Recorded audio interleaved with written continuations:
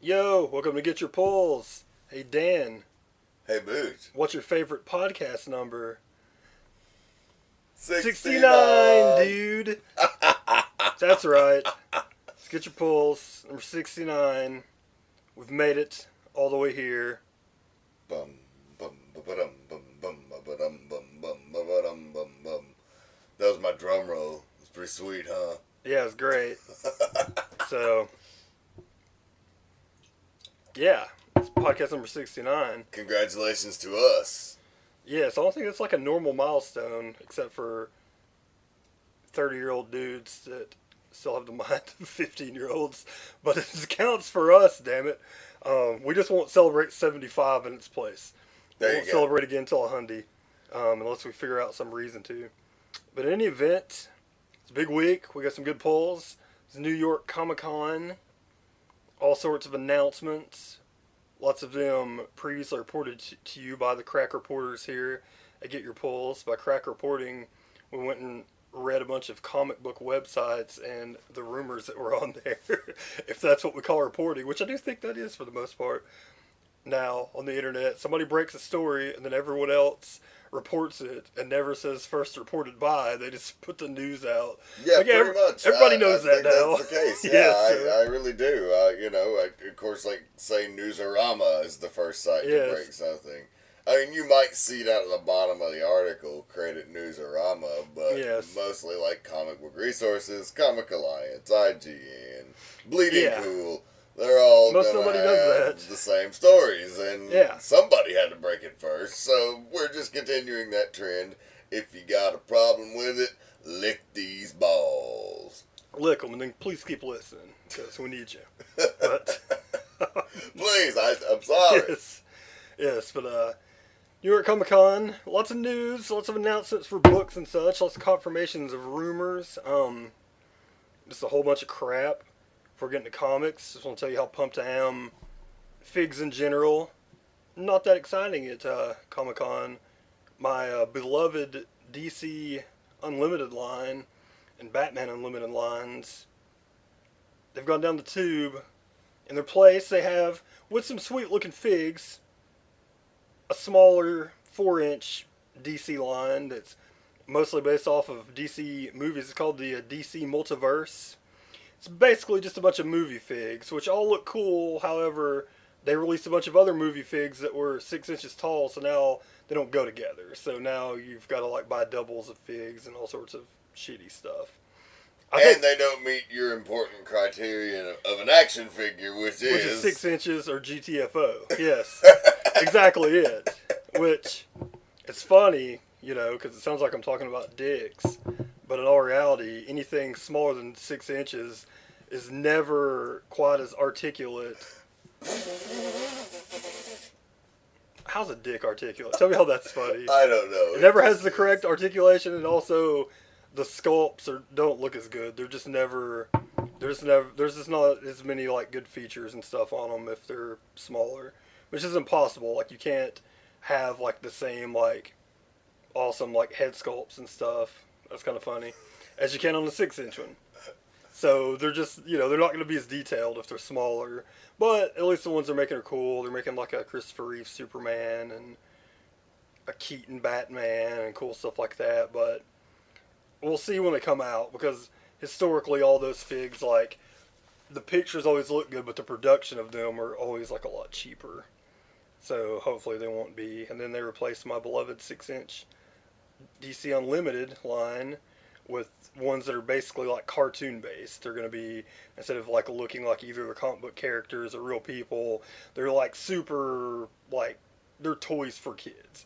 And they're less money. Like these, we got the fig guy, the hookup on figs, but the 6-inch figs previously been $20, and these are going to be just 15, and the 4-inchers, like the Marvel 3.75 inchers, will be 10. So I think that's part of their deal, is to make it more affordable. But the 6 inches look like shit, so it sucks. So I thought that it was ruined, but then DC Collectibles came through. And on their last day, they finally showed some new stuff. I told you, it's a little bummed because they showed they're making Earth 2 versions of the Justice League, which is fine. I mean, those are technically different people, not just Wonder Woman, Superman, and everyone in different things. But so far they've put out about, by the end of the year they'll have put out about 20 action figures, the whole Justice League, and then you're also getting the Crime Syndicate. So the Earth like 3 versions of them, and then the Earth 2 versions of the next set. So it just seems like an excuse to like. It looks like Batman, so somebody's gonna buy one for their kid. They don't even pay attention. And it's not even Bruce Wayne Batman. There's a Batman in this line, cool. And then they're also doing figures based on the video game, the next movie, the DC War movie, which is once again the Justice League War. So you're gonna get the movie version from that of Batman, Superman, of the Wonder new Woman. 52, which is what that Yes, is. of all the people. Yeah, they're changing them some. The designs are a little different. Like A little, yeah. They changed the movie. Like they're taking Aquaman out of it, so he's just not in it. And they put Bullshit. Shazam in his place as the other member, so it's going to be a little bit different. So it's loosely based, is what they're saying, off that first arc. But anyways, but then finally they put a release date on the Capullo figures and announced that he had a couple more that he designed that are coming, and they didn't have the designs out and to give you hints, but it looks like the Riddler from the current Batman Zero Year storyline's getting a fig, so that is awesome. And then they showed, and then what kind of saved the day was they showed Badass, Bizarro, and Luthor new figures that are coming out. So DC Collectibles at least is keeping the good stuff coming. So Yeah, that's awesome. but Fig news wasn't that great. Marvel basically showed nothing new. And DC, like other than like their own, the figures they're making didn't. So it's just like I think there's been some like a little bit of upheaval in the fig world as of late, and so but apparently there's gonna be a bunch of new stuff coming. Oh, and then did get confirmation after apparently they got such an outpour that the Mattel subscription service is gonna put out that Damian Wayne and that Batman Beyond with the wings Oh, nice. as some sort of like con exclusive. So I'll probably have to pay $30 or $40 a piece for them, but they're going to get released. So that was cool. But that is it for your quarterly fig news. As you get. We'll get over to comics. We'll start out with DC, who probably had the biggest announcement of the comic book wise. Batman Eternal on the way, weekly Batman comic. How awesome is that? The heavens opened up and gave us this news. That's how awesome it is. It's funny because we've been talking for the last few weeks about how I really don't have enough Batman in my life. You don't have a Batman pool. I don't. Not on my regular subscription list. And it's funny because Batman is, without question in my mind, the gold standard of comic book characters. It's almost not fair because there's Batman and there's everything else.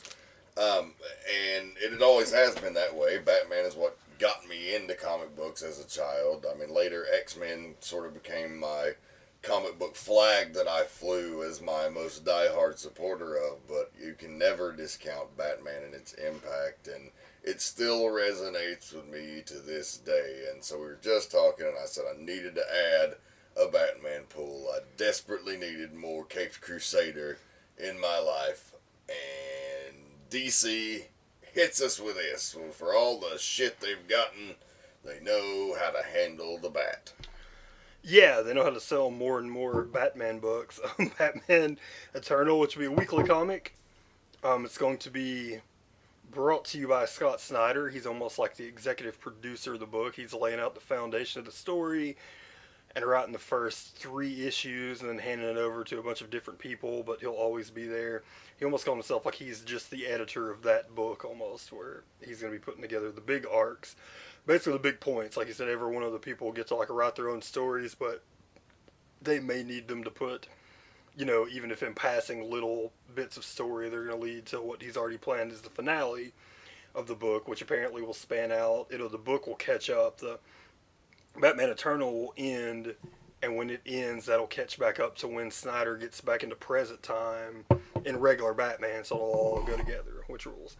But he's got his "You Are My Number One Guy" James Tynion on it. See Ray Fox, Tim Seeley, a couple of the other people that will be on the writing on the writing team. There's a Also, guy. John, That guy's a gun, man. Tim Seeley. He's good. killing it with Revival. I've never read Hack Slash, but has a huge fucking following. So I mean, there's no question that it's reached people. And now we've just been talking about how we'd like to see him in one of the big two or three. You know, he's in Image and Indies, but we like to see him on superhero books, writing some of these characters that can always use a new voice. And DC Comics, he did the Killer Croc Villains Month issue, and now in this Batman thing, I'd love to see him take over another book. Yeah, absolutely. So that's very, very exciting news from the DC. Then Snyder, as he always does, likes to get hugely spoilerific. Mind you, I would be careful reading if you're reading all the news on this. Most of the sites will warn you that he's spoiling stuff, but I managed to not read part of the interviews about Zero Year because apparently he gave some Zero Year spoilers. Because from what I hear, Snyder likes to drink a beer before cons, and when he does, he likes to tell you all about his stories because he's so excited about them. But he gave out the big for a lot of people. A lot of people out there who've been chomping at the bit. Some I would say borderline crying. Stephanie Brown, not the New 52. Well, she's going to be back in her original character of the Spoiler. Don Jardine? Yes, in the old continuity, that was one of her gimmicks before she was Robin, and then, of course, before she was Batgirl, which I think is what everybody remembers her as. That was the thing that people got really bummed about. The combination of Barbara Gordon no longer being disabled and Stephanie Brown no longer being Batgirl really bummed people out. So she's back. That's one of the questions people have been bumming. It's pretty funny too because there's a girl that dresses up with Stephanie Brown and another one that dresses up as Cassandra Cain, who have been going to cons dressed up with them since the New 52 launched, and always getting in line and always asking the question at every panel they can, when are they coming back? And she was the one that actually answered it. And everybody in the crowd started chuckling and stuff because that's her gimmick. And then Snyder's like, actually, she's going to be back. That's awesome. And it actually made him happy. So that's pretty funny. I mean, it's great when you can give a moment like that to a fan that's so fervent, you know. Yeah, absolutely. Really, that's very cool. That's awesome. And then one of the other writers on the book actually, the announcement, actually Jason Fabok will be the main artist on the book. Obviously it's weekly, so he's not going to be doing them all, but he'll be doing, as many, I guess, as he can draw. And then John Layman's also going to be one of the writers that will be coming on the book, which leads to them being off Detective Comics, and the rumor that was out a few weeks ago that we brought to you, true, Manipal and Buccellato taking over Detective. Did you see that beautiful teaser that they put did. out of Batman standing on the building watching over Gotham, man? It looked great. Yeah, I'm excited for that one. Yeah, basically they just said it was going to be, the type of writing you're used to, only it was going to be a little bit darker because it's in the Batman universe. So I think that's going to be a great looking book and can't wait to read it. Like I said, I've been, liking Detective as of late, but that's still, I'm really excited for the creative change and everything. And like I said, Fabok and Layman both will still be in the Batman universe, just not, necessarily on a monthly basis. Well, and maybe they'll end up on something else that could use them, because Detective was kind of floating, and Layman came in there and really turned the ship around, in my opinion. So I would like to see him do that maybe with something else. Yeah, absolutely. And then that was pretty much all DC announced for the most part. I mean, everything else, I guess they've, any of the creative changes weren't really big planned things. The other ones, there's still the rumor that they're holding out that they have more creative changes coming. They just are saving them for other times and other things, and some of them may not be for 3 or 4 months down the line, so they don't announce them back. But that was much like I talked about before, San Diego Comic-Con. Marvel had 1,000 bits of news. DC had one, but DC had probably like the biggest one. And then moving over to Marvel, actually, one more small DC announcement. Actually, almost forgot about this. Not New 52 related, but confirmed. Which, if you listen to one of 1,000 Kevin Smith podcasts, you kind of knew it was coming. But Kevin Smith and Walt Flanagan are officially coming back to write their third chapter in their Batman story, which will be non-continuous with the New 52. And apparently, Kevin Smith does not work fast, but they've already got, it's going to be a 6-issue story, and 3 of them are written and drawn, so That, should be launching within the next couple months. I'm guessing they're going to wait till they get it finished to make sure it's going to come out, but... That's cool. I always like Kevin's take on Batman. He's such a die-hard fan, and he always, he's got his kind of fucked up sense of humor that he throws in there. So Yeah, and Flanagan's really an underrated artist. I think people kind of sleep on him just because, yeah, true. He got, kind of... If he wouldn't have been Kevin Smith's buddy, maybe he wouldn't have got to start drawing comics, or maybe it would have had to have taken a different path into comics, but he draws them great. And all of his work on Batman especially has been awesome. Yeah, the Widening Gyre stuff was really well drawn, yeah. As well as the Cacophony stuff. I really liked how he did the Joker and then the Deadshot and just a lot of the great Batman characters. He really tore it up. Yeah, and his new book launched actually this week. Him and Brian Johnson, also of Comic Book Man, of course, also of the Tell 'em Steve Dave podcast, which is a favorite of mine. The Cryptozoic Man launched this week. And actually, bad news, forgot to bring my copy of it, but I did get it on Saturday, and it's pretty out there. It's really crazy. And Flanagan draws a bunch of crazy-looking monsters, and my pet peeve of all pet peeves, or actually not really a pet peeve, but the thing I hate the most in the world happens, was a giant monster with eyes all over him. So to that I say, damn it. But anywho, so that's another exciting DC. Then Marvel, run through this real quick, because they announced... like 150 new comics. I guess with DC has been on the average month, like throwing in a couple extra comics. Marvel was like, we lost last month. You put out all those comics and we lost. Well, fuck you. We're gonna have 150 a month now. So that way we can never lose again. Yeah, some of these were expected ones they had teased, and some of them are ones that you knew were gonna happen. But then other ones are pretty crazy. We're going to get an Iron Patriot ongoing, just about the Iron Patriot. Now, is this Rhodey? I do believe it's a Rhodey. Okay. We'll see how long it lasts. I think they're obviously trying to capitalize on the success of the Iron Man movies. Get some Rhodey going on weekly. We'll see how it does. Captain Marvel #1. Again. Kelly Sue DeConnick is relaunching Captain Marvel. She was the only writer on the last one. It's a weird one to me that they're relaunching it with the new #1 with the same writer. But they are. I guess this time they're going to put like a little more publicity into it with her very possibly getting a movie in the next wave of Marvel movies. They'll probably make a much bigger deal about it, and hopefully it'll sell better this time, as the last one just kind of ended. They didn't even really say, hey, we're canceling it. It just end of an arc, and it just was no longer on the solicit. So, but it's coming back in March with a new #1.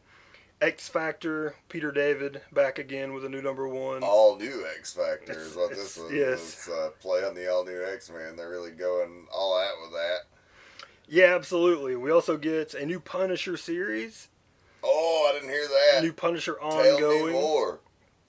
There's so many of them. I didn't really write down the names of all of the writers and artists, but you can go pretty much anywhere. Go to Bleeding Cool, IGN, not a big list, but it's just going to be a new series. It's going to be Frank on the West Coast. I did read that much, so he's going to be out in California, and he's going to be on the run. Apparently the gimmick in this is he's no longer the hunter, he's the hunted. Dun, dun, dun. But that'll be a new monthly book, and that'll be cool. Really, most of the big dogs already have, like, the jobs that they have in Marvel, so, like, none of their books, it's not Remender, Aaron, guys like that, really, as the new announced writers or anything. New Warriors, that's a book that's happening. It's coming back. That's coming back. A beloved fan favorite that's kind of been gone for a few years. Yeah, maybe they'll hope it'll catch on in a Guardians of the Galaxy type way, because, they want to make more movies. Yeah, hey, more properties. Elektra ongoing book, that's happening. Black Widow ongoing book, that's happening. Fantastic Four, they officially announced issue 16 of that in FF would be the last issues of it, though they didn't announce a new writer for it. Somehow it slipped that James Robinson, previous writer of Earth 2, and who'll be writing the All New Invaders, is probably going to be doing Fantastic Four. And I don't think FF's going to have a book, but he'll be relaunching Fantastic Four with a new #1, which is at least a rumor. But those are both ending at issue 16. Silver Surfer with Dan Slott, Mike Allred. That's what I'm on the fence on, because I don't hate Dan Slott, but I don't love him. But Allred drawing Silver Surfer seems pretty badass. I know. It's like really hard to to say no to that book, even though I'm really.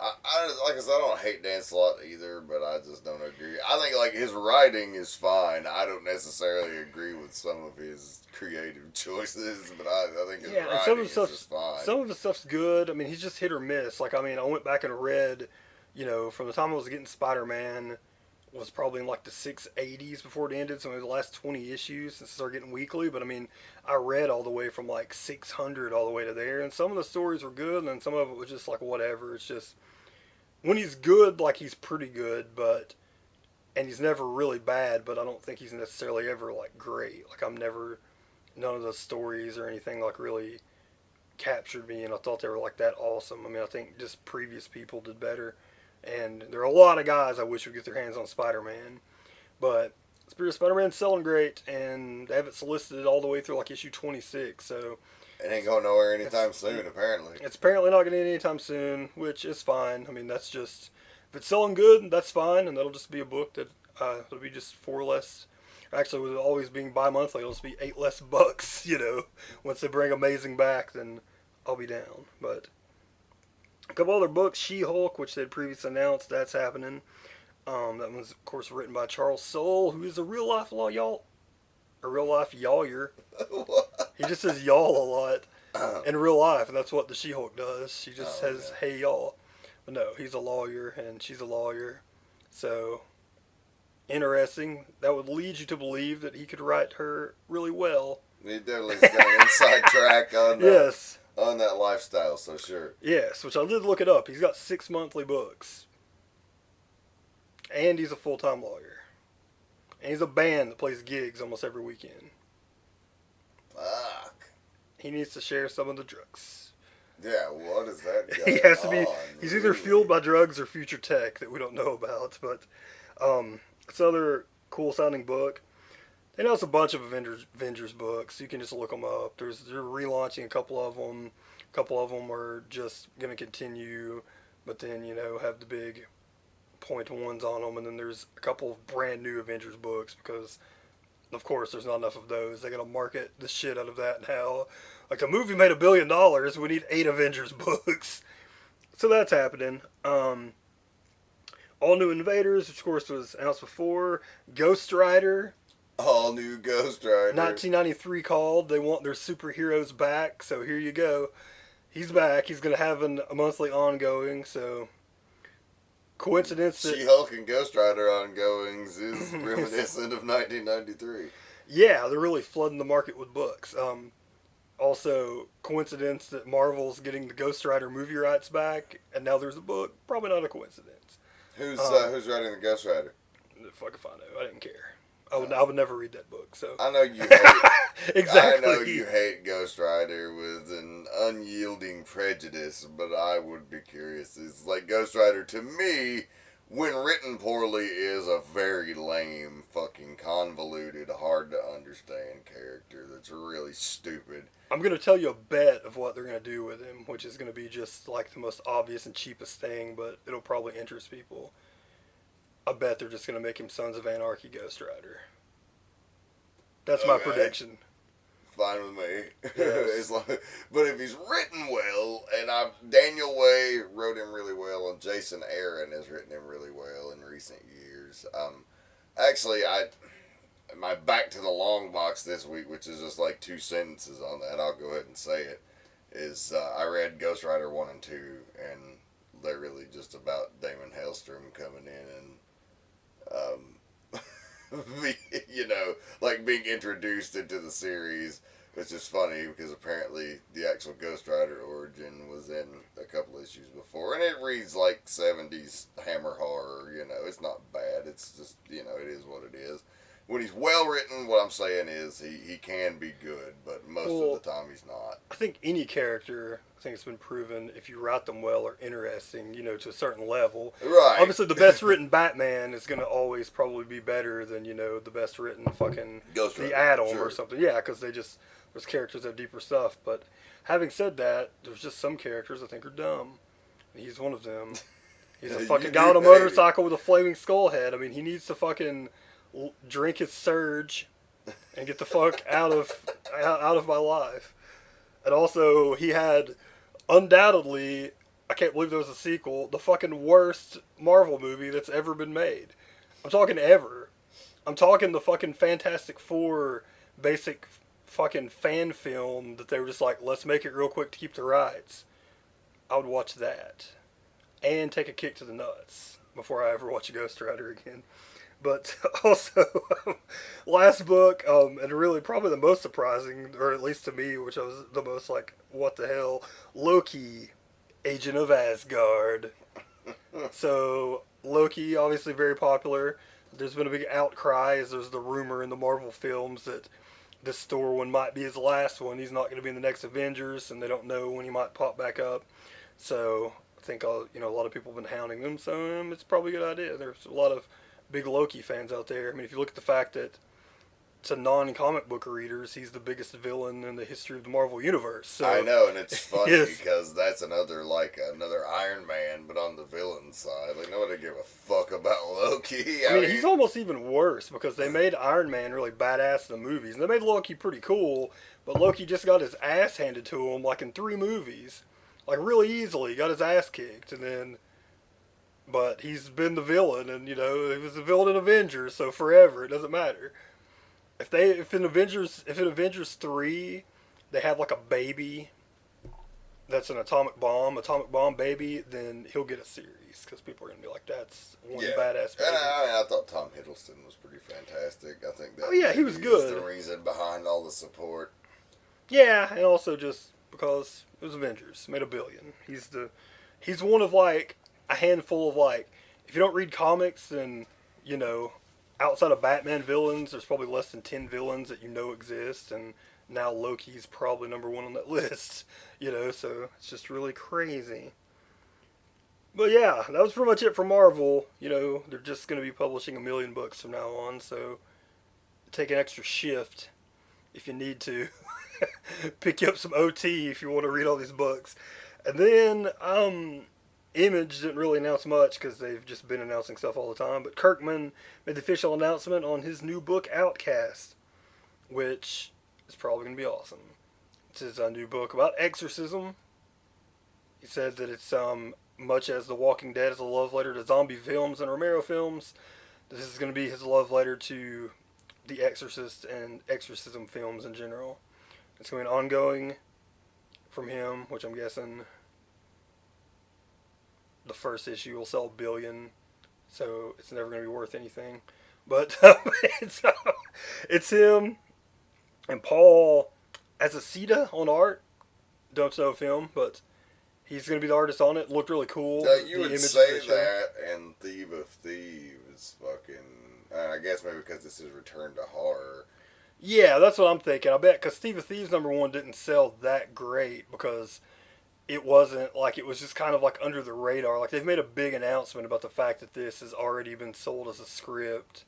So I'm gonna guess that most likely, especially with like on such a Walking Dead hot streak, and like you said, and because you can directly tie it to Walking Dead with being horror, like Walking Dead, which we'll talk about a little bit later this month, sold 330,000 copies. It's the highest selling book of the year. So I just think, if this book sells 100,000, that means it's never going to be like a Walking Dead #1. Put it that way. It might be worth $100 in a couple years, but it's Walking Dead. There's 30,000 of them out there. Like this is gonna sell like hotcakes. But real exciting. That's awesome. I like to see Kirkman's take on a different genre of horror. Speaking of guys with 90 jobs. But that'll be exciting. That's coming out in a few months. Most of these books are actually launching in the March-April range, so you won't be seeing many of them anytime soon. And that was really all the big stuff. It was mostly comic announcements. They didn't really have like a lot of movie stuff or anything like that at New York Comic Con. It did look awesome though. If you go into many different thousands of websites, you saw the pics from the inside. They fucking brought the Superman 75th anniversary set from San Diego to New York and had all the costumes and all that. Oh, so nice. That would be the best to actually get to see that live. So there's lots of like transcripts of the panels online. They're pretty funny. Dan DiDio's panel was pretty awesome because a lot of it was just people asking Dick questions and then him giving them like mostly dick answers, which I thought was pretty funny because that's the move I would make if people were asked me dick hole things. But I would recommend reading that for some good laughs. Okay. But yeah, um, that's pretty much it for the news. Done with news. On to pull. We went back to the long box for 5 seconds. Yeah. Now it's pull time. It was all moods you could bear of Ghost Rider, so I kept it brief. Yeah, that's true. I might die, but if ever somebody like Scorsese sits down and goes, you know what, I'm gonna write and direct a Ghost Rider movie, and then it's just like the fucking best comic book movie of all time. I mean that would hurt. Like I'm almost to the point I hate Ghost Rider so much that I would hate for like a really good Ghost Rider story because it's almost like iBoy.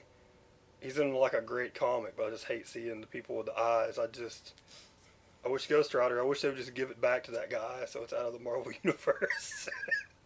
That's what I think about that.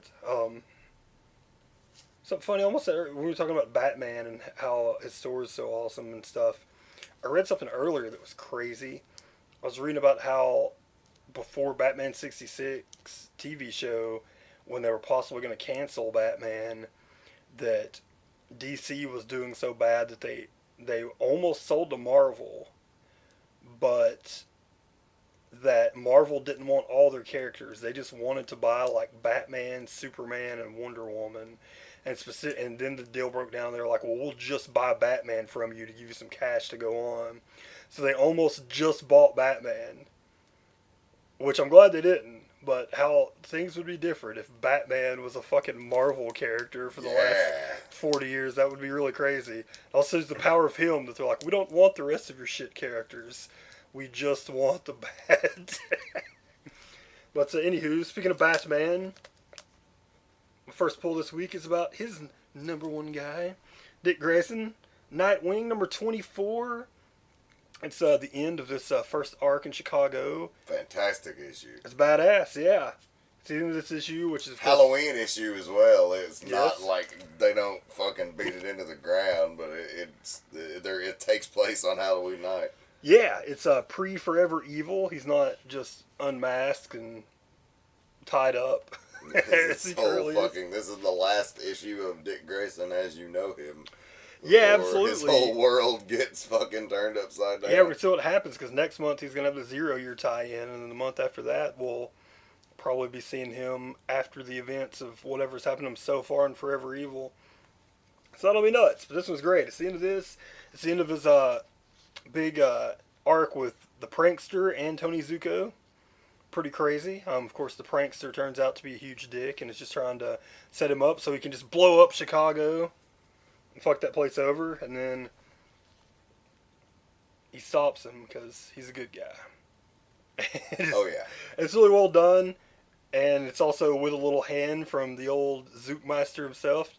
And then Tony Zuko decides to turn himself in at the end of it, and fess up for what he's done and everything. And it turns out maybe he's turned in his life and somehow become some sort of a good guy. And Dick is like, he kind of regrets letting him take the fall there at the end because he kind of believes that he has turned his life around, and that he says something to the chick that's his roommate about like, you ever finally get that thing you always wanted and it wasn't what you expected, Yeah, absolutely. And then, of course, you see, as with most people, you can't get out. If you're in the mafioso, you can't get out. So by the end of the issue, you see Zuko gets visited in prison, and somebody's got a message for him, basically letting him know that you ain't leaving the mob. Yeah. Sorry, bro. So it's a great issue. It's really a great first arc, like setting the tone with him and his roommates, and already Kyle Higgins has developed a bunch of, brought in some new characters and some old ones, and stuck them in Chicago and kind of shaping Dick's world for the time being, and pretty exciting. Really interesting to see what comes next after, the Forever Evil stuff. The next just real big arc that happens with Nightwing, but it's really good.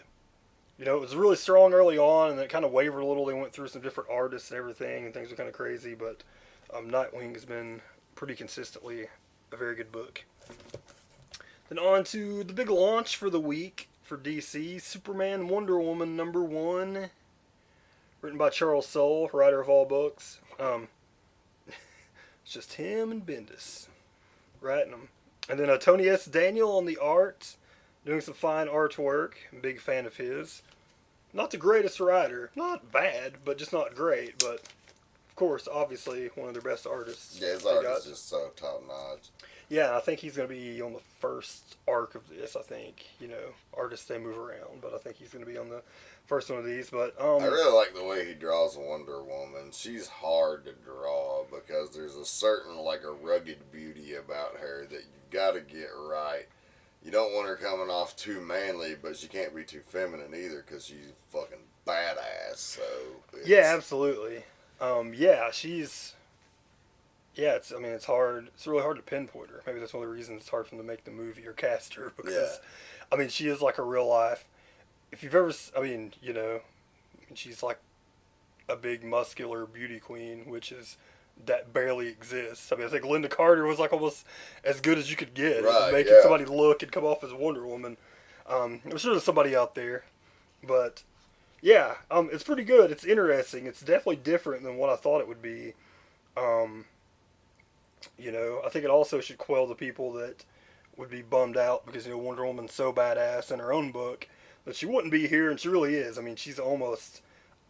The alpha out of her and Superman when it comes to all the situations and stuff. She's like, I'm going to teach you, about things, to Clark constantly, You're just strong. You don't know shit. Yeah, she challenges him to a fight, and he's like, I don't need to know anything of this. And she's like, bullshit. She's like, I'm just as strong as you are, And it's like, I know how to fight. Yeah, but I was taught how to fight by the God of War, so it's pretty cool, they go on a little adventure together, or should I say a big one.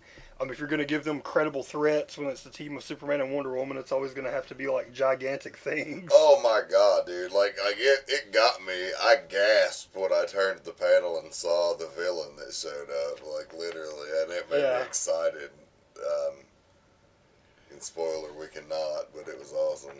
Yeah, it's great, and, that's funny. But the art in it's fantastic. I'm just looking right now at the last page in the book. And it's got Wonder Woman's just got popped in the face and is gritting her teeth and bloody and looks badass. The book looks great. It does look like it's going to have the combination. You are going to get a lot of, boyfriend, girlfriend type talking from, what you would expect Clark and Wonder Woman and Diana to be saying to each other, which is not your regular stuff. Right. And then it's also, like I said, it looks like it's going to be a combination of, that's what I like about it. There's a lot of small stuff, good character stuff, where they're just talking to each other, little things. And then the book itself is gigantic, because, like I said, that's going to be what they have to face if it's going to be credible. So there's tons of action, tons of awesome big panels, big splash pages, great artwork. Really fun. It looks like a big, almost like the comic. It's like a big action movie. Yeah, that's probably going to be a mini-series, right? I think they've announced it as an ongoing, but I'd say it'll more end up being like a 12-issue limited. I think we'll see where it goes. They announced it as ongoing, so I think probably, it's going to be based on sales. I think if it's selling really well, they're probably just not going to cancel it. Much like Superman Unchained is selling so great that, they've announced that Snyder announced that him and Jim Lee's arc is over at issue 9, but that it's not over. Yeah, and I think they'll probably end up doing it, if they run out of stuff to do with Superman and Wonder Woman in the book, much like the old Superman Batman book. The universes behind the characters are so big. You can always focus on other characters as long as there's some sort of theme of the two universes colliding. I think that you can keep the book going on for quite a while. Yeah, absolutely, but a good debut there. Another book, they ordered a ton of them at the comic book shop, so I grabbed one off the shelf, but it's another added pull. Before long, it's just going to be just working for pulls. That's going to be it. Little Moody's working for the pulls. Yes. How can you ever be free when you're a slave to the pulls? That's it. But on to my next to last pull, my last non-shared pull, 69 dude, is Hey, Batman number 24, 0 year, the end of the first arc here. Snyder had already kind of teased that even though Zero Years is one big giant, it's one big giant book. It's going to be broken into 3 arcs, and this is technically the beginning of, or it's the end of the first kind of and the beginning of the second arc. I don't know how they're going to do it collected because this is the end of the first arc, but also part one of Dark City, which is the second story in the 3 arc story. Boom. There, make sense of that. But anyways, what does make sense is the book because it's awesome. It's the end of the story with the Red Hood. It gives the Joker kind of a definitive, which is really close to his old one, but done and now the Snyder way. Kind of pays like respect to all the movies, like and yes, everything is I mean, really well. He's done. obviously the Red Hood. I mean, if you haven't read this, then spoilers are going to come because it's be hard to talk about without. I'm sure you have though. If you're not getting Batman, then what the fuck, man? But he, of course, it ends. He drops the Red Hood into the vat, and you get, some gurgling and stuff, so you know the Red Hood's alive. And, so you get the origin of the Joker, and it's directly at the hand of Batman in this, much like in the movie how it was, that wasn't his origin in the old continuity, but much like it was in the '89 Burton movie, which totally makes sense. Now he physically creates him. The idea was always that the Joker came up because Batman was there, so his ideals created the Joker, but now, he's playing a big part in physically creating the Joker too, which is awesome. He has, like, just such a great... it's a great scene, man. I mean, the first arc of this is like a movie. I mean, it's a movie's worth of stuff, and it ends setting up the next chapter perfectly.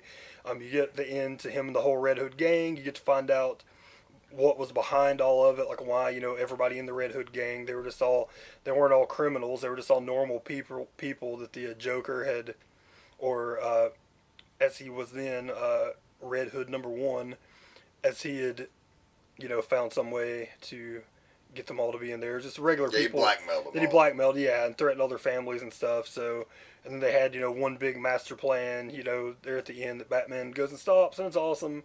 And Alfred helps him a bunch, and then Gordon breaks in the end and has a face-to-face with him, which is what I'm guessing their first face-to-face. So that's badass, his first run-in with Gordon. Much like even in the old movie, he gets Batman and the cops on Batman, and it looks like they're going to try to arrest him, but then shit goes crazy, and we got to pay attention to, everybody else, and so Batman gets away, so that's awesome. And then it ends with... Like, I mean, dude, it even pays service back to the Bob Kane stuff, not to cut you off there, but, like, he's got the purple gloves in the original suit, which he had in the earliest of Batman, and they'd kind of forgotten. That's really crazy. Yeah, it's awesome. And then it ends with, it looks like everything's okay, but it's not. Then all of a sudden, all the power in the city goes out, and you see it's the Riddler that's behind it. So Batman's just survived his, like, real big first case as Batman, and the next one, is immediately start, which I've read is going to be, like, more of a detective case. So that's going to be, like, the big thing in it. So it's awesome. I mean, just when you think, like, stories by, like, Snyder and Capullo can't be topped, they keep getting better. I mean, this is one of this is one of, I mean, the Court of Owls issue where he's in the maze. I mean, that's like a pretty great gold standard issue. But this might be as good, or if not, the second best issue that they've done on the run. It's gigantic. It was totally worth the $7. It's over 50 pages, and it's just badass. And there's just so many little awesome things in it. There's the one of the very first things it shows. There's a big billboard. This is "Welcome to Gotham City," and it's got a picture of a guy, and then there's a bunch of Red Hood members that are standing there talking to each other, and they keep disappearing one by one, which has been done in the comics before, but also homage to the '89 movie, because that's, happens in it. And then he's, they're all gone, and one of them looks up, and he's thrown them all on there and made a bat symbol on the billboard, which is awesome. And the art by Capullo... And it makes the billboard say, "Welcome to Bat Country." Yes. And the artwork by Capullo, too, I mean, he keeps doing better and better work. I mean, it keeps looking better and better, and it's just great. I mean, he does a great job in a bunch of, like, the beginning of drawing Batman, the shadows, where really all you can see is kind of the outline of him and his eyes, where, he just looks like a bat flying after the people. It's just great. It's fantastic.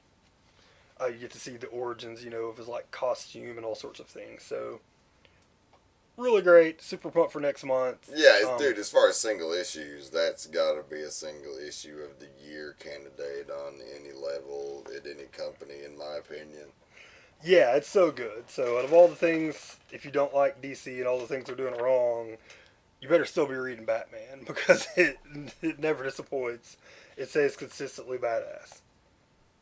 And like I said, can't wait for next month. Can't wait to get a little weekly taste either. Oh, yes, the weekly taste is going to be a good one. Well, we can go ahead and talk about the shared pull. Shared pull. It's Walking Dead. Walking Dead number 115. It was good. It's really kind of a setup issue. It's the first part of the all-out war, and there's not a lot of warring. It's you know, you get to find out, you know, they're basically, it's Rick and everybody set, getting the troops set. Yeah, it's that last minute tension before they go Yeah. into battle. Big things that'll kind of set off the drama later is that he leaves Carl to look over, you know, where they live, or lets Carl know he's looking over when secretly Andrea's in charge. But her and Carl left behind because she's injured at, you know, their camp, and Rick and a lot of the other people are going out on the road. They're going to hunt Negan They're down. going to hunt Negan, and then, you know, they're getting ready. They got all their bullets. You know, you think it looks like they're just going to go get a battle going. They find Negan, and of course, you know, something's got to happen because there's 11 more issues of this. They can't just have a gunfight.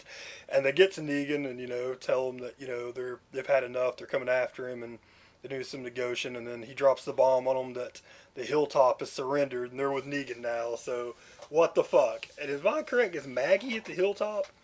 Does she not live at the hilltop now? Is that not where they left I think behind? So what's going on? Who knows what's going to happen in the next issue? All kinds of drama.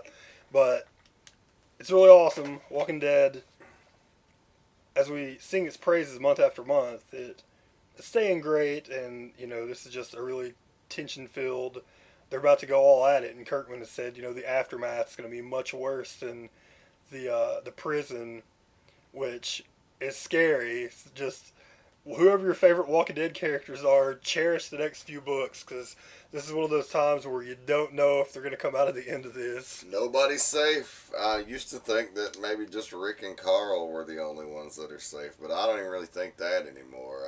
I think he would, at this point in the comic, off anybody at any time, probably.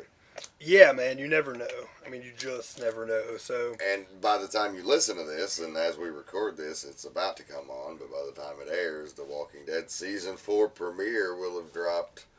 And, yeah, it's Walking Dead week. We got the premiere, we got the beginning of this, of All Out War, The Walking Dead, the third book in the Walking Dead, basically the prequel to the prison arc, the origin of the governor, and leading up to that. Came out this week. I've read, it's, you know, they're not giant books, only like 250 pages. I've read about 180 or 90 pages I knocked out yesterday and today on that, and it's cool. It's actually got the most Easter eggs of any of these books because it takes place from starting like a couple of days before Rick and Michonne and Glenn. It starts out a couple days before the helicopter crash and goes on through there, and you're just seeing the events from the eyes of Lily Call, the star of book 2 and now book 3, and also, you know, some of it from the perspective of the governor, and, you know, and it's all the things. So, you know, at the point I'm at, they've sent Martinez to, you know, to help break them out and go back to the place. Or that's coming up. That could end up being how the book ends. I don't know, but it's the last one of these 3 books, and they're really good. I mean, they're well written enough. I mean, they are, you know, they're not, you know, like high level gonna win a fucking whatever they give out award for writing, you know, just on the dialogue and stuff like that. But they're really good stories, and you know, if you're fans of the comic book, especially, like, pretty essential if you want to get a bunch of extra awesome shit. I recommend reading those. Yeah, to quench your Walking Dead thirst. Yes, if there's not enough. If between all the toys and TV shows and now bi-weekly comic is not enough, then this will finish you off. The video games, don't forget. Yes, let's not forget video games. Well, and then that leaves me with a few books. Let's see, I had a total of 6 others, or no, 6 with Walking Dead. So I have 5 more. We will just briefly drop into the DC universe because it was mainly a Marvel week. Smallville number 18, the continuation of the Wonder Woman arc, still kicking ass. This was the best issue so far of the arc, I thought. They released Hades, and there's a lot of the Greek mythology coming in there, much to the same effect that Azzarello has used it in his main New 52 run. They do so here in the Smallville universe. So, very cool. I'm still loving this book. Still a great Superman book. And if you're a fan of Smallville, as I always say every week, pick this one up. Cool. On to the 616 of the Marvel Universe. We'll kick it off with Infinity, Part 4 of 6. The huge Marvel event of the year. Starts with, we're resuming this fight that we saw start at the end of the last issue with Black Bolt and Thanos, and it's badass. It's one of the best fights I think I've seen illustrated in a book. It wasn't extremely long, but it was just powerful the way they did it and the way they blew his helmet off and shit. We learn about Thanos' son, Thane, who's on Earth, and I remember there was a real big mystery of like who's gonna be his son, what character's his son, and it's like, oh, his name is Thane. That's the one, the blue guy named Thane. That's his kid. Right. No. Well, you saw that he was a guy who looked totally different. He looked like just a normal Anglo-Saxon. But yes, his name is Thane. When the Terrigen mists hit the Earth because Black Bolt had to dump them, this is where that inhumanity stuff's going to come from. Where lots of inhuman powers going out. AKA, Marvel doesn't own the movie rights to X-Men, but keep going. Yeah. Well, this guy who was just somewhat normal, who had mild healing powers, like the Terrigen mists, allow you to achieve your true genetic potential, and of course, then he turns into a Thanos-looking dude. His name is Thane. Yes. So, point being, huge mystery for not. You're gonna know immediately when there's a blue guy named Thane. And on in the galactic side of things, that's what's happening on Earth. On the galactic side of things, we see Captain America's big plan to submit to the Builders. All the rest of the Galactic Council are quite hesitant about this, but Cap's got a plan. He's going to see it through. He sends Thor to be the one to submit and surrender to them. And Thor pulls a fucking awesome swerve, because they make him disarm, so he just throws Mjolnir into space. He's like, look, I'm disarmed, and then right when they're about to crush him, and he's talking about their master plan that, fuck you, your surrender doesn't mean anything, we're still gonna fucking kill your planet and all your friends, and fucking Mjolnir comes back and fucking impales this guy, and that was pretty sweet. And so it was a really big comeback issue for the good guys. They've really been getting their asses whipped in Infinity, and now we're turning the corner here in book 4, and best Marvel event in quite a while, I must say. Yeah, it's been good. It has been very good. Yeah, they're doing it well. Between that and Battle of the Atom, that's two Marvel events ongoing that are both interesting. I'm going to say something real quick about Battle for the Atom, though. Fuck Marvel solicitations in advance, because they really... You already get it ruined? Already. You did too, if you looked at any pictures from the all-new X-Men shit from San Diego Comic-Con, and New York Comic-Con, and I couldn't even help it. It's shit that posts in your Facebook feed. Like the Guardians of the Galaxy all-new X-Men crossover that they announced. Well, yeah, I don't think I'll like Marvel on Facebook, so I don't get that. I'm not gonna like any of the news sites that I follow. Oh, I don't. Unless they put it in the headline, I can usually not see it. Well, did you see that they announced an X-Men Guardians of the Galaxy crossover? Oh, they've spoiled at least the fact that the all new X-Men are obviously they're not going back in time. That's what I'm talking about. That's a huge fucking part of Battle of the Atom. It's not the only thing going on, thankfully, but it's certainly one of the big questions. Yeah, simply soliciting another book past this, pretty much, tells you that. But yeah, I mean, it is a bummer. And also, I mean, also the next book they announced is called The Trial of Jean Grey. That's the next crossover. So I mean, yeah, I mean they're much like DC. They don't care to spoil things for you if they think it's going to sell an extra 3 books. Yeah, no shit. But anyway, I just had a bitch about that. Moving along, right along, Captain America number 12's good book. I just love Remender's run more and more on this. Nuke, crazy, like, radical patriot villain is returned. He's, like, going back to countries like Vietnam and places that we've been to war and didn't do so well, and, like, just Making it murdering right. civilians. Yeah, and planting American flags on their corpses and shit. Like, I think it's really some kind of statement.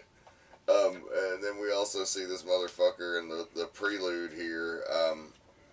It's the guy who's controlling Nuke, and it's some Asian dude who gets a dragon, like, fucking transfers his consciousness into him. So I don't know if it's like a Mandarin, he didn't really say his name, or if it's something new.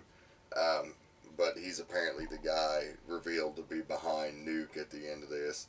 And that's really mainly what the issue is about. The underlying tone is Cap and Falcon, and Cap really not talking about all of his losses, you know, but Falcon's one of his best friends for years, so they go out on patrol and shit. And Cap finally has to tell him, like, all the gory details of everything that happened over in Dimension Z, with Sharon getting killed and his son getting killed, and you know, he just, like, breaks down and starts fucking crying, and that's a pretty powerful moment, because, you know, Captain America's, like, the super strong guy that doesn't really ever show weakness or emotion, but, you know, he's been through the fucking ringer, and he broke down in front of his best friend, and it was pretty fucking, pretty good shit, man. And so, like, this is just a teaser, too, for what they got going on. It was really more setting the plate for this upcoming confrontation, inevitably, between Nuke and Cap. Yeah. Nuke and Cap. Nuke is, as you said, he's going to foreign countries and quote unquote making it right. Yes. And then on to Thor number 14, another great issue. The Accursed Part 2. Malkeith the Accursed, of course, the guy who's going to be the front and center villain for Thor the Dark World, so they got to get him back here in the comic universe. And this great shit. Like, so many elves with crazy names. Scumtongue returns is my favorite name in comics this year.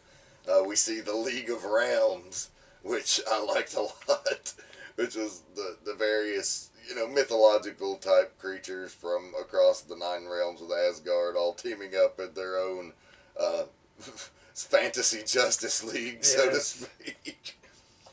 And they're all, because Thor finds out that he can't lead an Asgardian assault on Malekith with the full support of the country, because it's considered an act of treason or something based on some old contract that was signed years ago. So, but if we get a representative from all of the 9 realms and a team to go after it, it's not.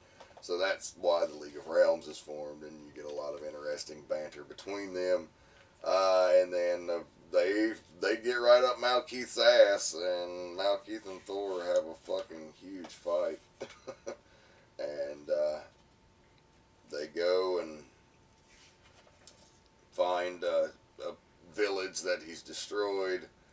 That last panel, just where they're fighting him in the dark, and he holds Mjolnir up, and it's lit up, and it illuminates all the fucking decapitated heads that he's butchering his own people, good. You know. I mean, that Malekith is a nasty fucker.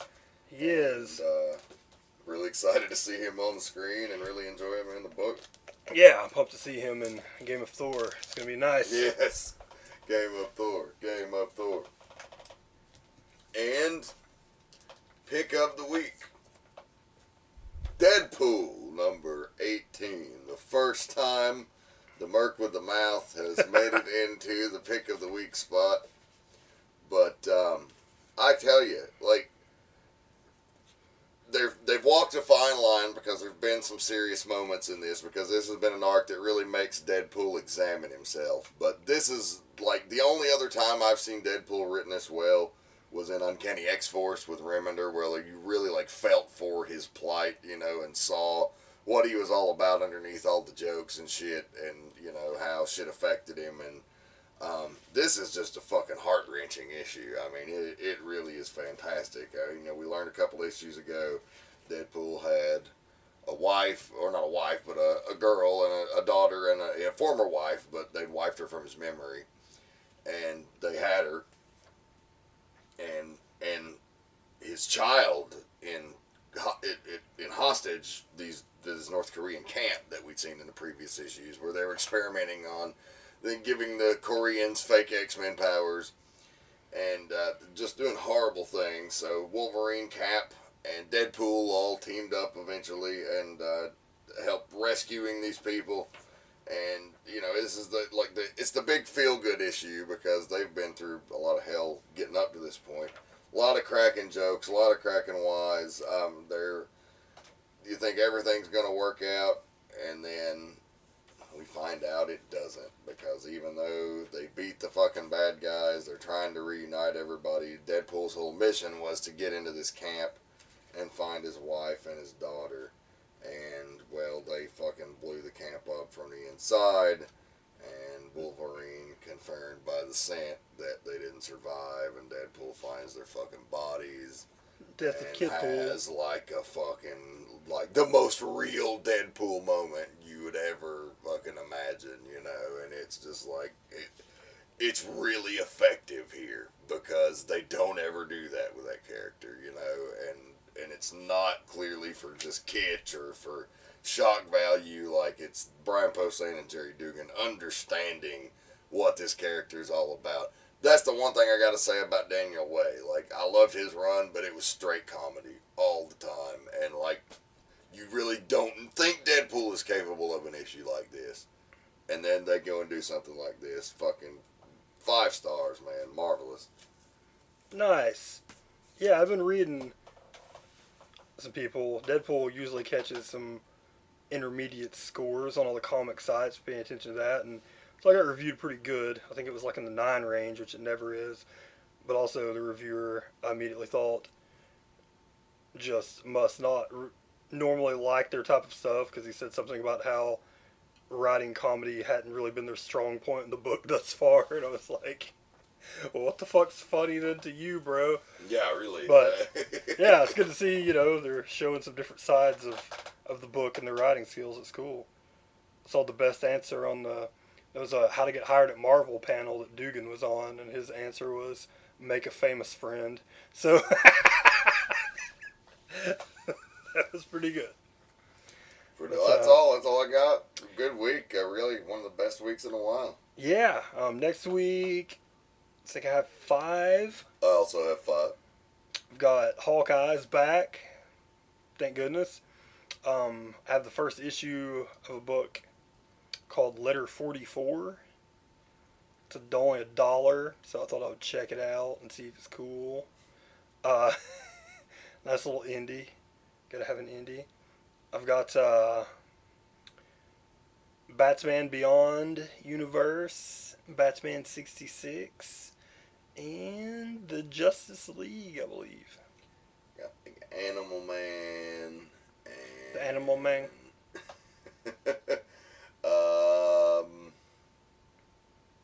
Maybe JLA and a bunch of Marvel shit. I don't remember what. I think the rest of it's Marvel.